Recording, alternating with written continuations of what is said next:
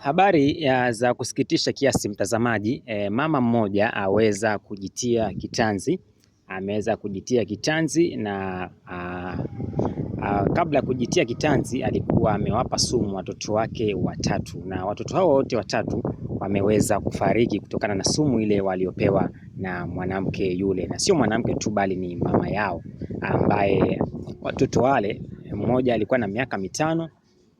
Halafu wa pili ana miaka 7 na mwingine ana miaka 11. Watoto hao juhudi za kuokoa zimeweza yani hazijaweza kufaulu kiukweli, sababu baada ya kupewa sumu wameweza kupelekwa hospitali, lakini sumu ikawa imewaingia sana na akaweza kufariki. Naye mama yule akajitia kitanzi, lakini sababu ya kufanya hivyo bado haijajulikana. Ndio polisi bado wanaendelea kutafuta chanzo cha huyu mama kuwapatia wanao sumu na hadi pia yeye mwenyewe kujiangamiza.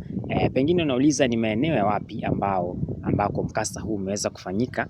Ni maeneo ya Matungulu huko ni kwenye kaunti ya Machakos. Machakos nadhani unakufahamu mtazamaji.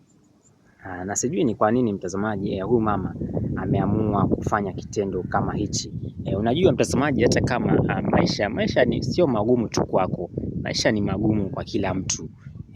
Maisha ni magumu kwa kila mtu. Cha msingi tu ni kuvumilia na kuendelea kutia bidii na kupambana, mambo yataweza kufunguka baadaye. Lakini unapochukua sheria mkononi na kujitia kitanzi ama kunywa sumu, inakuwa kidogo haipendezi. Mtazamaji wangu wa Siasa Tamu Media, ningependa kukushauri hata kama maisha ni magumu, bwana, usijitie kitanzi wala usinywe sumu. Yani usijitoe uhai, tafuta tu mwenzako uweze kuongea naye vizuri.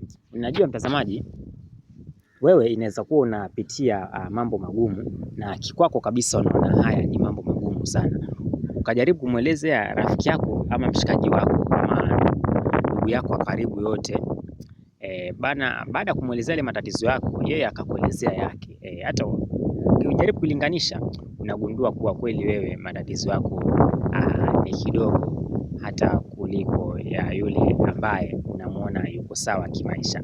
Bwana, kwa hiyo mtazamaji, ningependa kabla kuamua mambo yako, basi jaribu kuulizia hata ushauri. Ndio maana mpaka sasa hivi serikali imeweka mashirika mbalimbali haya guiding and counseling. Unapewa tu ushauri bure tu, hakuna kitu unalipa. Ukiona mambo yameshindikana, watafute hawa jamaa wa guiding and counseling, watakupa ushauri bure. Bwana, zidi kusubscribe na zidi kukuletea taarifa